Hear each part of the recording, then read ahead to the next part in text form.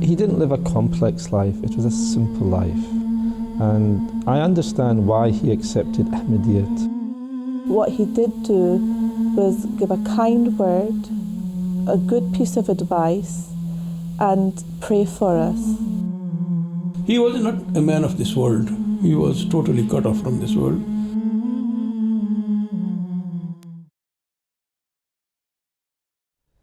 Bismillahir Rahmanir Rahim, and welcome to another episode of Servants of Allah. In this series, we've been listening to some truly astonishing accounts from some of the Ahmadiyya Muslim community's most dedicated servants, individuals who have endured great sacrifice and rendered immense service for the propagation of Islam and Ahmadiyyat. Inshallah, in today's program, we will be looking at yet another dedicated and loyal servant of the Ahmadiyya Muslim community, Maulana Bashir Ahmad Orchard Sahib. Joining us in the studio for our discussion is his son, respected Nisar Ahmad Orchard Sahib. Nisar Sahib, assalamu alaikum wa rahmatullah. And Jazakallah for coming here and joining us. Orchard Sahib, your father was an outstanding individual and is very well known in the Jamaat's history, particularly here in the UK. For he had a very long interaction and served for many years. But before we look at the various aspects of his life and his great character, if I could ask you to kindly give a little brief insight into his background and the blessed journey of accepting Islam and Ahmadiyyat. Bismillahir Rahmanir Rahim.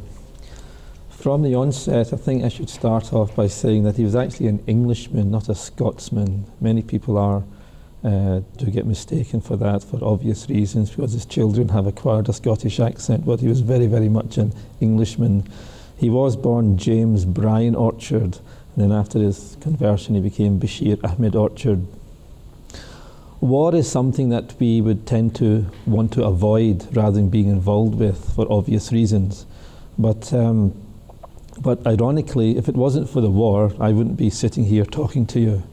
And he did actually saw and was present at two famous war landmarks during the Second World War. The first one was Dunkirk in France, and the second one was the Burma front.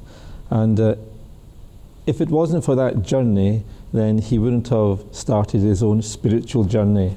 And while he was in Burma, at the Burma front, there he met one of his colleagues who was an Ahmadiyya Muslim. His name was Abdul Rahman Delvi Sahib, and he actually invited him to visit Qadian. And to my father, Qadian was just any other place. But out of courtesy, he said, yes, he will come when his next break arrives.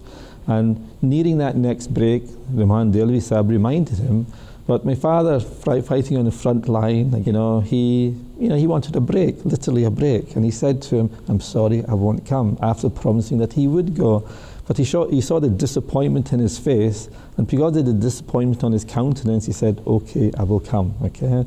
So he had a 2-week break, and out of those 2 weeks, 10 days was just involved in travelling to and fro from Qadian. And you still have to remember the backdrop. We're in the Second World War here. And for those few days that he was in Qadian, he did meet some prominent members of the Jamaat, Mufti Sadiq Sahib, who I believe was the first missionary in America, and Khalifatul Thani Raziallahu Anhu. And for those first few days, he met those prominent members, and then he returned basically to fight again. And at the end of the war in 1946, he returned to Qadian, and he basically gave his life to the Jamaat, and as they say, the rest is history. Amazing. You just mentioned the fact that he accepted Ahmadiyyat, and I believe that was soon after that he also not only accepted Ahmadiyyat, but devoted his life for the service of Islam and Ahmadiyyat. And no doubt that must have brought an enormous change in his lifestyle. You mentioned the fact that he was an Englishman, and now he was a missionary serving Islam and Ahmadiyyat. There must have been a change in his lifestyle, standard of living. So we spoke to Bashir Rafiq Sahib, who is the former Imam of the London Mosque, and he actually shed some light on this particular aspect, which we can actually play for you right now. The second thing that comes to my mind is his austerity. He was not a man of this world. He was totally cut off from this world. I once remember I went to Glasgow, and as I was the missionary in charge, I stayed outside, but one day, every day I would go to the mission house to check various things and talk about various things with Orchard Sahib. One day, his wife came to the door. Orchard Sahib was not there at that time. He had gone out for something. And she said, she wanted to talk to me about something. I said, yes. So she said that, Imam Sahib, if you come to my bedroom, you will see that my bed is so old that every night that we sleep, we are frightened that it might just collapse. And once or twice it had already happened.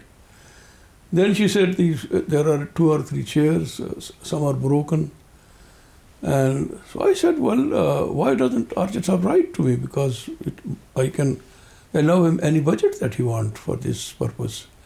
But I've never, received any report from him that I need some money for these furnishing. And so she said, well, you know him. He doesn't care about these things. His link is up, and he will never talk to you about it. So I was very much moved, when I saw this, that a man, an Englishman, who was brought up in Turkey and Bristol, and those areas, spending a life so austere, like Mr. Orchard. When I came back, I didn't talk to Orchard Sahib about it because his wife said, please don't mention to him that I talked to you. So when I came back, I wrote a check. I got Majlis Amla's approval, and I don't know how much it was, but I wrote a check and sent it to him.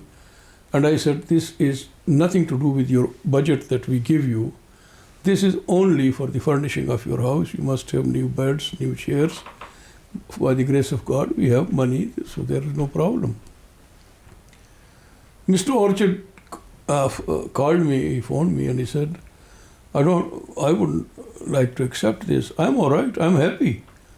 So why should I go and buy new things? Now, I couldn't tell him, that I had a discussion with his wife about it. So I said to him, look here, these are my orders. I'm Mr. in charge. You have to obey. So you go and buy these things and make your life easier for your wife and your children. It's not only you. And number 2, I said, Mr. Orchard, we are not now, by the grace of God, we have our own income. Own income means chanda and everything, and we have much. So he accepted this money with a lot of reluctance.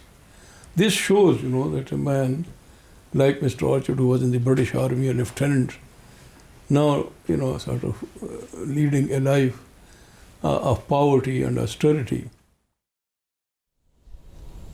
I must say, I do ask myself, why he did choose this life of austerity as well, because he did come from a middle-class, well-to-do family.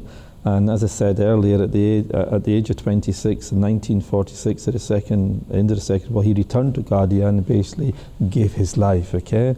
And also what's more amazing about it is that he never actually spent 7 years at Jamia. Seemingly he was fast-tracked. He wanted to get onto the field. He wanted to do field work immediately. And that's what he immediately took up. He was going door to door, knocking, doing his tabligh and preaching. But probably what also amazes me as well, in that not only did he do preaching, but he had to look after his own flock as well. And predominantly our members are of Pakistani subcontinent origin.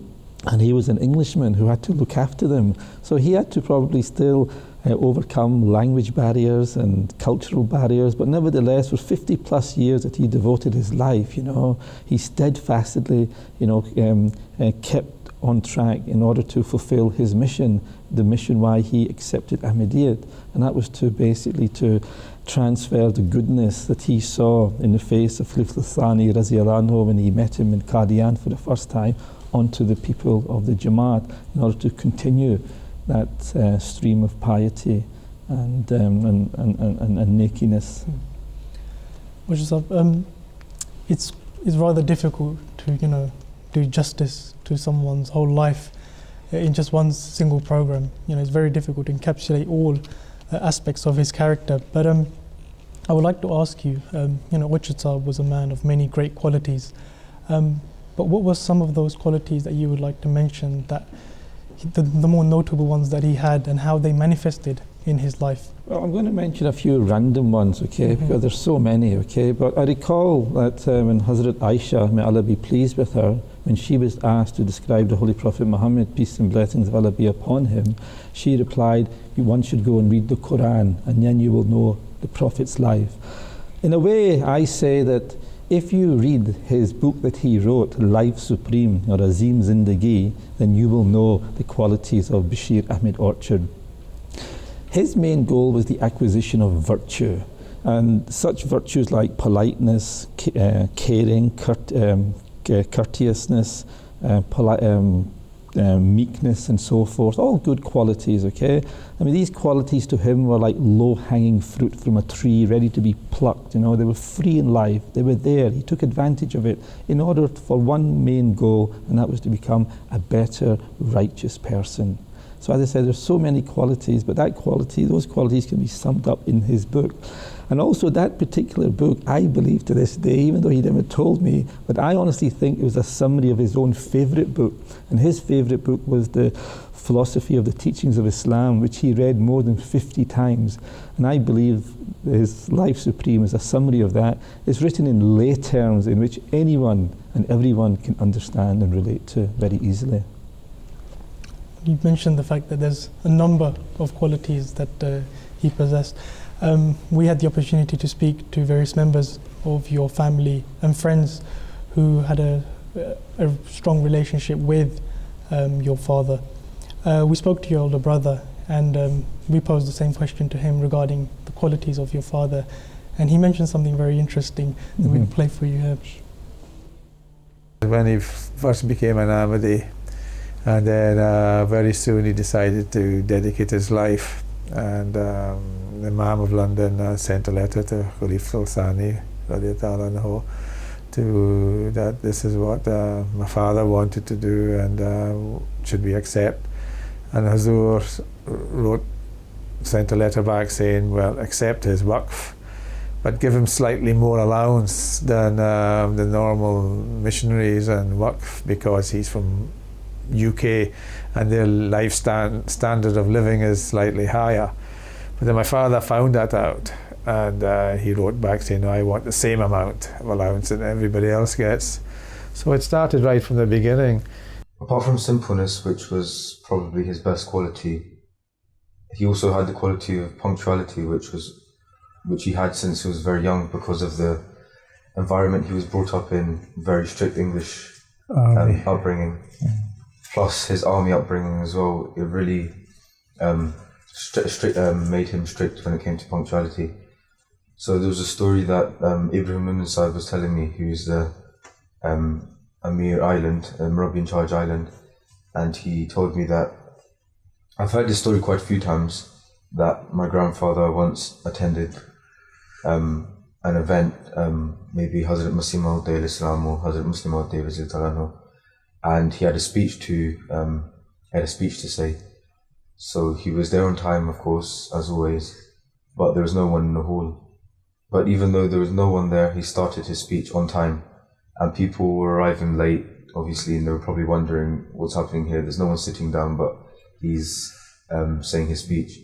But then I asked Ibrahim ibn Sa'id, what did he tell you about this? Like, what was the full story? And Ibrahim ibn Sa'id said that my grandfather told him that even though there was no one there, he could still see the angel sitting there listening to him. So I think punctuality is definitely something that we must all have.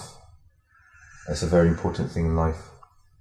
Well, I have a couple of my own stories about punctuality and equality. It may not sound actually equal when I do tell you the story, but in terms of punctuality, it's a very, very similar story to what my nephew had just said there. And this time it was in Glasgow. A very, very similar thing happened, which just showed how consistent he was. And again, there was a meeting, maybe some general meeting at 8 o'clock in the evening in Glasgow. No one came on time anyway. And again, he was in the room. He started with Tilawat in an empty room, and I was standing. I was just a young boy at the time, and my mother was saying, go inside, so at least there's some company, but I was just too shy to go inside. But that was basically him. He would start on time, so he would finish on time, simply because he didn't respect time only, he respected other people's time as well. In terms of equality, just like how my elder brother mentioned that he wanted to be treated the same, but for some reason, on his headstone, it actually says at the very bottom of his vasiyat 1/3. Normally people's vasiyat is 1/10.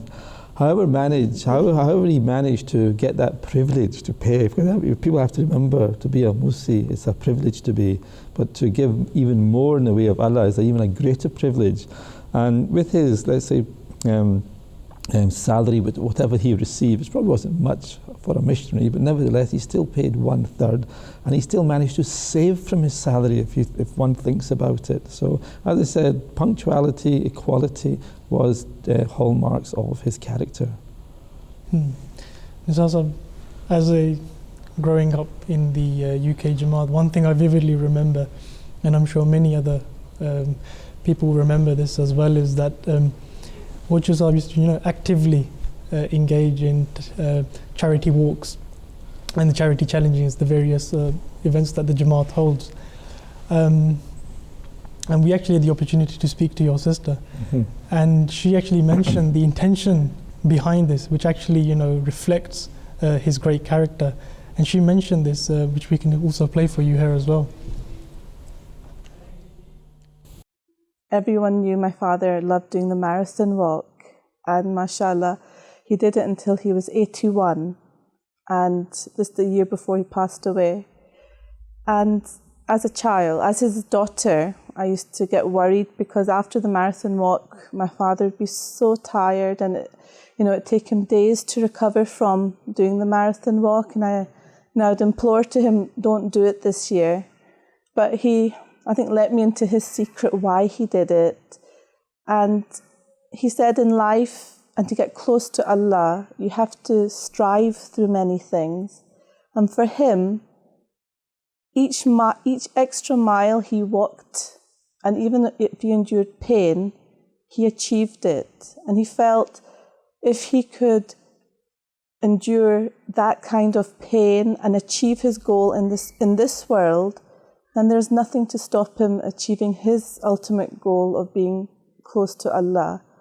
And when he told me that, of course, I could appreciate that there was more to the marathon walk than walking 26 miles for my father.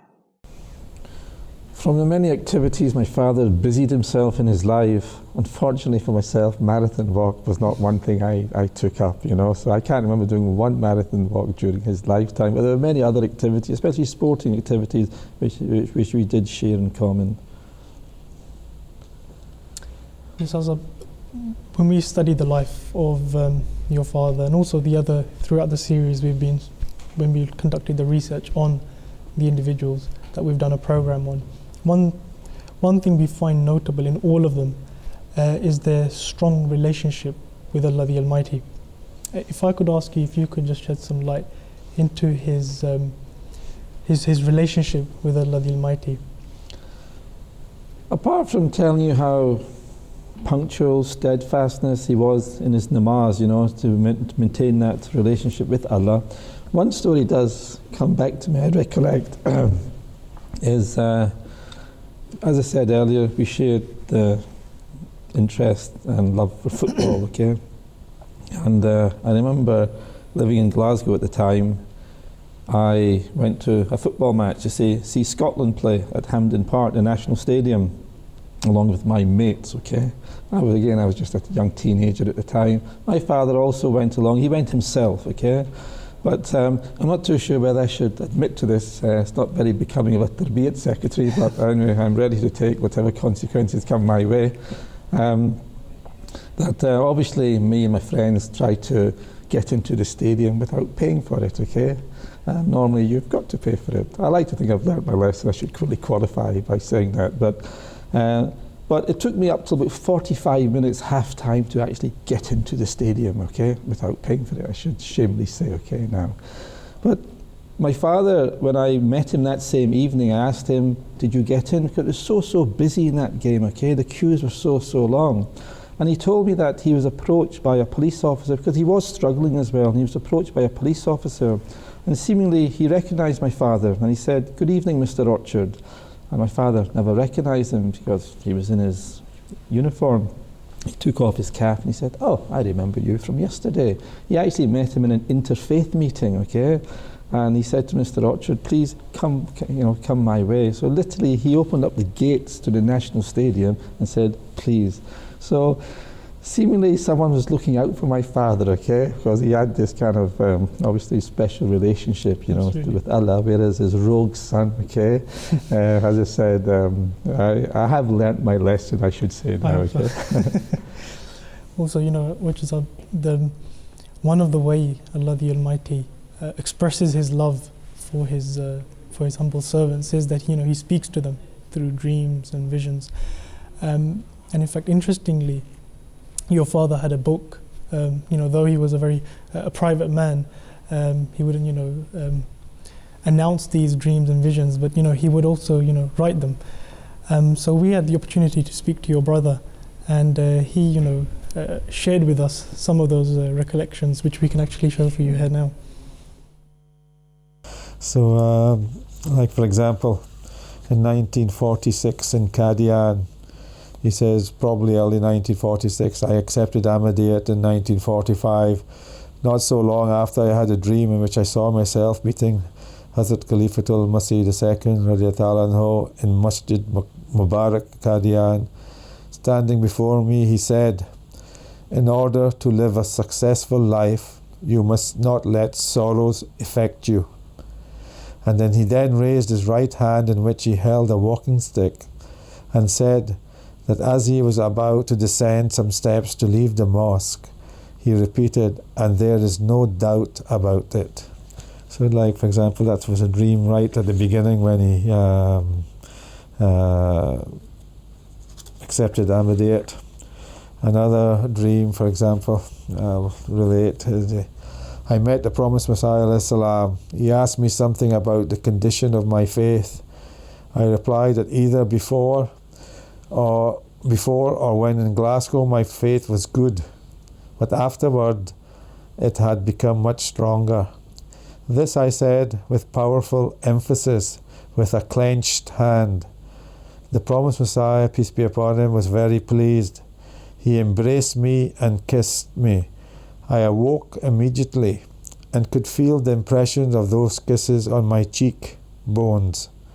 And then he said, I recited Alhamdulillah several times before going back to sleep again. One day we were talking, sitting together, and I asked him, I said, Mr. Orchard, do you receive any communion from God through dreams, through visions, or direct revelation? He kept quiet for a little while and he said, Imam Sahib, I don't want to talk on this subject. But when I insisted, I said, well, why not? After all, I will gain something from it. So he said, yes, by the grace of God, I have seen many dreams, many visions, many revelations I have received that became fulfilled, every one of them. And he related a few to me, which I don't remember. One I remember, he said that in one dream, I saw that Hazrat Khalifatul Masih II radiyallahu ta'ala anhu brought a cup of milk for me, and there was some pieces of bread in it. And he put this milk cup near my lips and said, Mr. Orchard, please go ahead and have it. And then he said that when I finished the drinking this milk, Huzur took the cup away and with a loud voice said, God bless you. So this was one of, there were others also, but I have now forgotten. So which shows, that he was not a missionary in the ordinary sense of the word, just walking and talking about Ahmadiyyat, but he had his connection up there with God, and I don't think there are many missionaries who have attained that position. I actually never knew that dream book existed after he had passed away. And as you could hear from the clips, he actually wanted to keep it personal. He didn't really want to share it, okay, because he wanted to maintain that special bond with Allah. But nevertheless, it's really heartening to hear such stories. And actually, it was quite a worrying incident at one stage. That actual book went missing, yeah, because it was actually in my possession to begin with, and I got really worried because it's like gold dust, basically, okay? And my brother never knew where it was. No one knew where it was. And my nephew, he wanted to have a loan of it to read it himself. I said, I'm sorry, I don't know where it is. But alhamdulillah, all of a sudden, it did reappear, okay? And it's in the safe hands of my elder brother now, so it's good to know. Nisar Sahib, you know, though the purpose of the program is to primarily focus on your father's life and the various aspects of it, but one very important factor that we cannot ignore is the tremendous role of your mother, the wife of Maulana Bashir Ahmad Orchard Sahib, especially the fact, you know, her sacrifices, considering he was a missionary. We've heard about his, you know, living a life of austerity, and also he served in far-off lands. So before I ask you, you know, the pivotal role that she played and the qualities that she had, we had the opportunity to speak to one of your sisters who mentioned regarding your mother. That we can play for you now. The second Khalifa, Hazrat Muslim Maud, may Allah be pleased with him, arranged my mother to marry my father, and they got married in Rabwa, Pakistan. After a few months, my father was posted to Trinidad in Caribbean in the Central America. For my mother, this was a new experience in different ways. She was now married to a person with a different culture from her. She was the wife of a missionary in a far-off land and away from her own family. In those days, communication was not as it is today, but her pleasant, cheerful, and patient personality helped her to overcome any difficulties she may have encountered. To take someone out from their comfort zone and place them in a world that's alien to them is quite remarkable, and that is exactly what happened from the subcontinent to the Caribbean. And you know, she wasn't used to the people around her, the language problems, the cultural problems, but nevertheless, you know, she managed to endure it and stay steadfast. And what I do actually remember of my mother, there are many things, but one word actually comes to mind, that's obedience. I remember at her janazah, when Hazur, may Allah be his helper, he was reading out her obituary, he mentioned that my mother stayed shoulder to shoulder with my father, which was very, very much the case, and even till today they are shoulder to shoulder, because in Brookwood Cemetery they're literally lying next to each other, shoulder to shoulder. So from the beginning right to the end, you know, she was with my father, despite the difficulties of land, culture, language. You know, she was there right to the end with him. Nisasa, moving on, we've mentioned the fact that your father, Bashir Ahmad Orchard Sahib, was a missionary of the Ahmadiyya community and a very successful one. If you could, with regards to this, you know, relate some of those qualities that he had that made him such a great missionary that he was. I don't know how we measure success here. You mentioned success here because to me, I'm not saying he didn't, but to me, I can't remember him converting anyone, you see, okay? But maybe he did, as I said, but I can't remember him converting anyone. But I think the success is actually shown in his legacy, because from a 3-bedroom flat in the late 60s, going up till the 80s, that was known as the Mission House and our house, okay? To now we have Betul Rahman, and we have a very, very large Jamaat within Glasgow, within Scotland. When I say Scotland, he wasn't just confined to Glasgow. He had to travel to Dundee, to Aberdeen, to Edinburgh on a number of occasions just to meet his flock, to meet his individual members' flock that was scattered throughout Scotland. But as I said, it is truly his legacy, that probably lives on. And when I did go to Betul Rahman recently, there are photographs along with other Murabbiyans like Imam Bajwa Sahib and so forth. You will see him next to. As I said, it's a series, it's a legacy, and that will continue because of their commitment for the Jamaats. It's been interesting you mentioned that you're not aware of whether he actually did any bats or converted anyone to Ahmadiyyat. Whilst researching for this program, as I said, we had the opportunity to speak to various members of your family and friends. Bashir Rafiq Sahib, who had a very, a long interaction with your father. Interestingly, he actually mentioned that he did convert people into the fold of Ahmadiyyat, and in fact, he mentions a very interesting incident that I'd like to play for you. I remember one thing. Once, it was the month of October, when I wrote to him as Imam and missionary in charge that there were no bats from Glasgow in the whole year, and he should do something about it. So after about a month, he wrote back to me, and he said, Imam Sahib, I promise that before the end of the year, I will give you 3 Scottish Ahmadi Muslims. So I was surprised, how can a person say that he will bring 3 people into the fold of Ahmadiyya? But I kept quiet. In the beginning of November, he sent 1 bayat and he said, this is the first of the 3. Then the second, and on the 29th of December, he sent the 3rd bayat. And he said, I have fulfilled my pledge. These are the 3 bayats.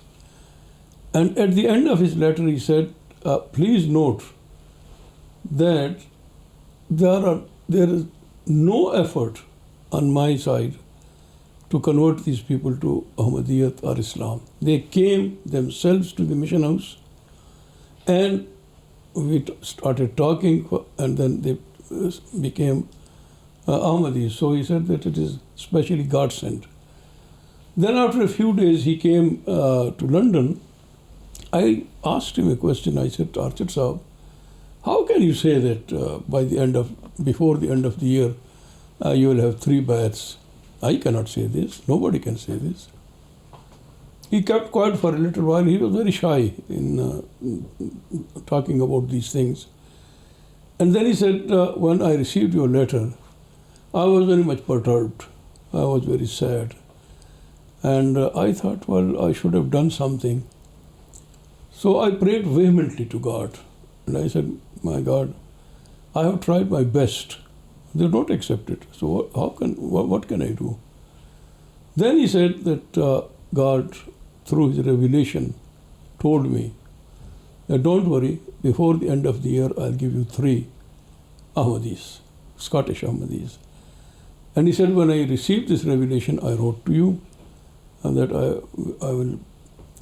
And he said that one by one they came. It was not through any tabligh. Everyone said, I was passing through the street and I saw the board Ahmadiyya Muslim Mission.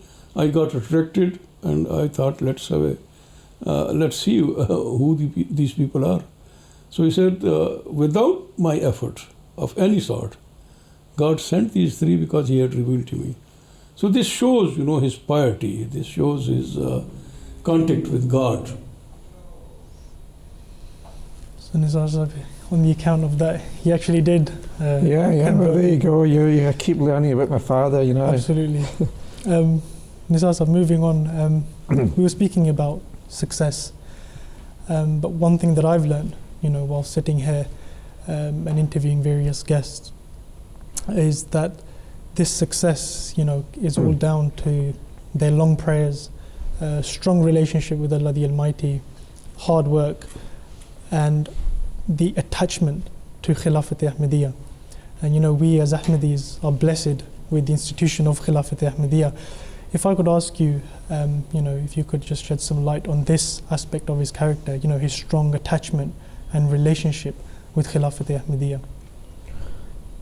I'm not going to say too much on this, simply because what I do want to say on it, I hope will be profound enough, yeah? Because I've already mentioned it earlier on, that at the age of 25 years old, when he visited Qadian for the first time, one of the first members he met was Khalifa al-Thani Raziyallahu anhu. And first impressions left a lasting impression, you know. And after the war, I must say, because of that meeting, he came back to Qadian and he gave his life, okay? I think that kind of sums up the effect that Khilafat had on him then, and it's been a pivotal role in his life, you know, since his last days, you know. He did have a very, very close relationship, had many, many meetings, many photographs, as many of us do have, you know. But I always recall that story, okay, and I always like relating it to many people. It was that visit, that first impression, left a lasting impression. And that's basically why, again, we are here today, and that's why you're asking me such a question. Absolutely. Jazakallah, Nisar Sahib. Nisar Sahib, we're fast approaching towards the end of the program. But I would like to ask you, you know, as a son, you know, you had the opportunity to see your father very closely.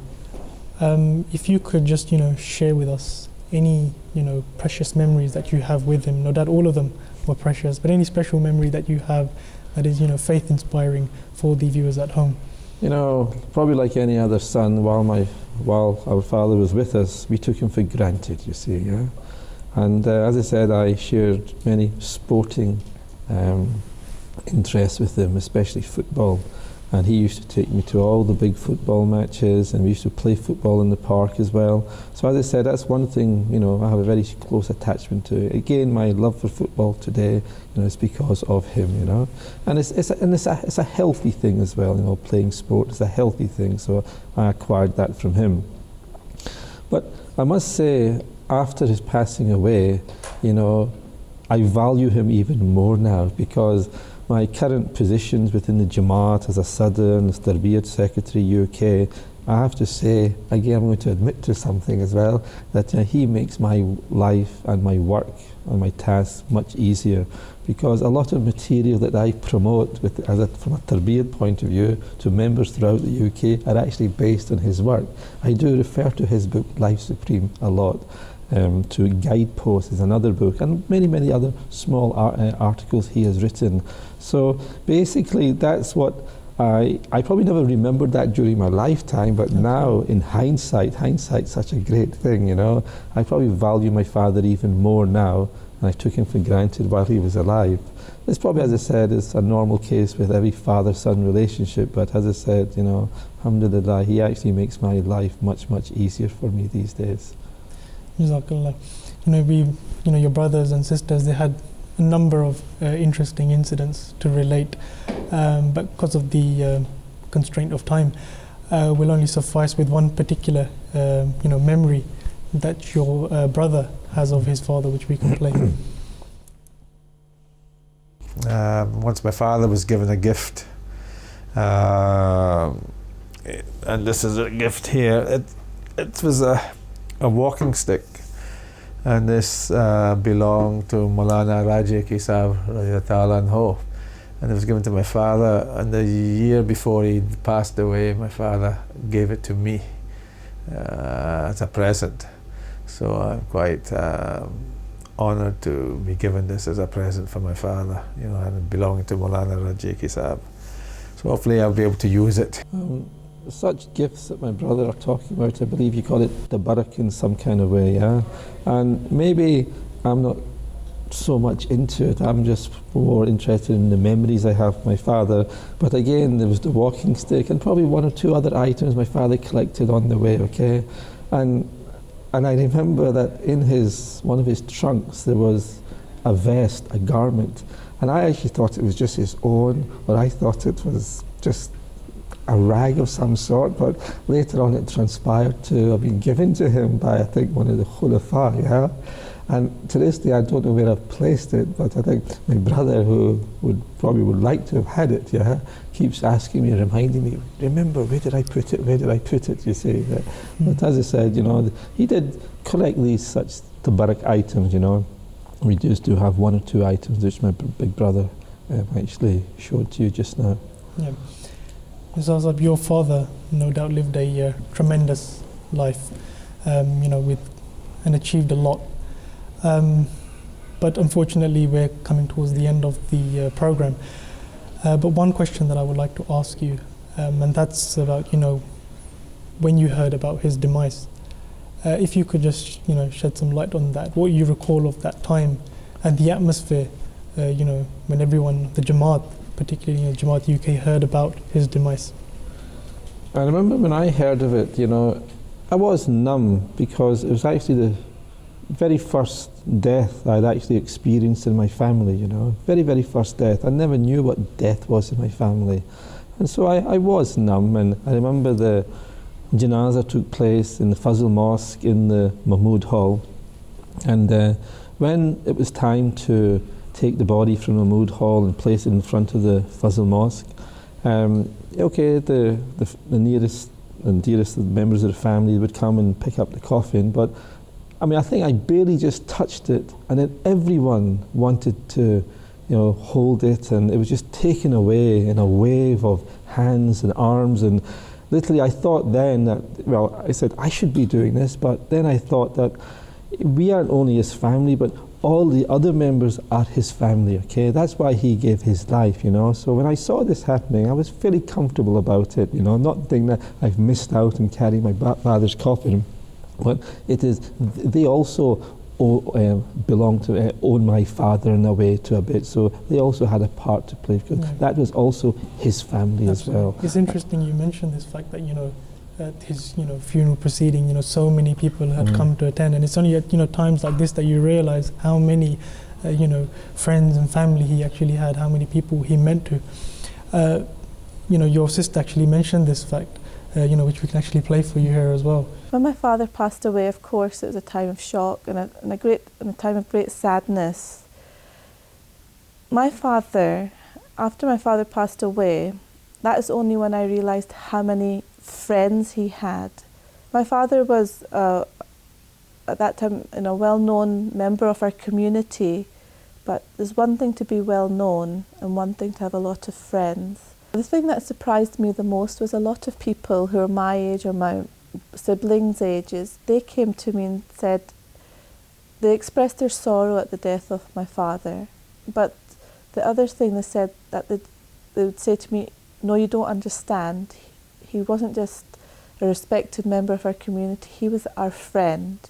He helped us through so many issues, through many personal issues that we had. He never judged us when we spoke to him.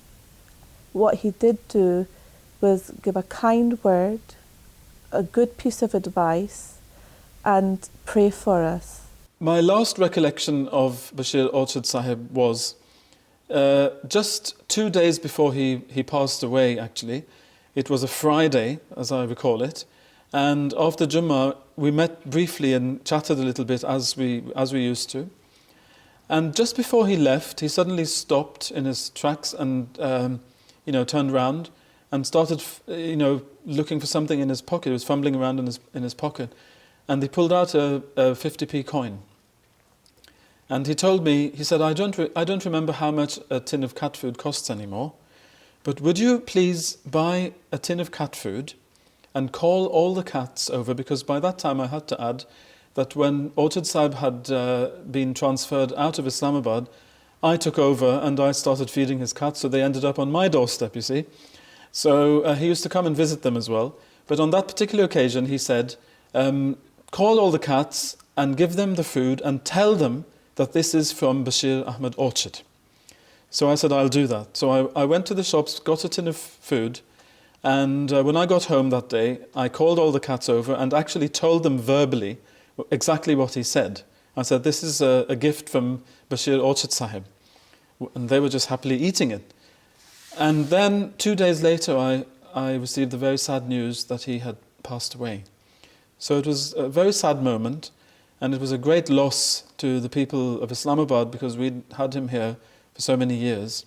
May Allah grant him eternal rest in the nearness of his loved ones in paradise. Ameen. Usually, to sum up Bashir Ahmad Orchard, my father, you know, he didn't live a complex life. It was a simple life. And I understand why he accepted Ahmadiyyat, why a young Englishman at the age of 25, 26, he gave his life to the Jamaat. And that was simply to become a better, virtuous, righteous person. Only Allah will know whether he has actually attained that status. And this is something that he has continued during his life to do, and still continues to do so through his books and his writings, in order to uphold and maintain Hazur's, may Allah be his helper, his constant message in terms of we should always strive to raise our levels at every opportunity. Absolutely. Jazakallah, Orchard Sahib. Unfortunately, that's all the time that we have in today's program. I would like to thank you, and also the members of your family and friends who related some, interesting incidents and various aspects of his life that no doubt are a source of inspiration and motivation for all of us. But for Jazakallah, thank you very much for having me. Join us in the next program of Servants of Allah, when we will be looking at the life of another dedicated servant of Ahmadiyyat. Until then, Assalamu alaikum wa rahmatullahi wa barakatuh.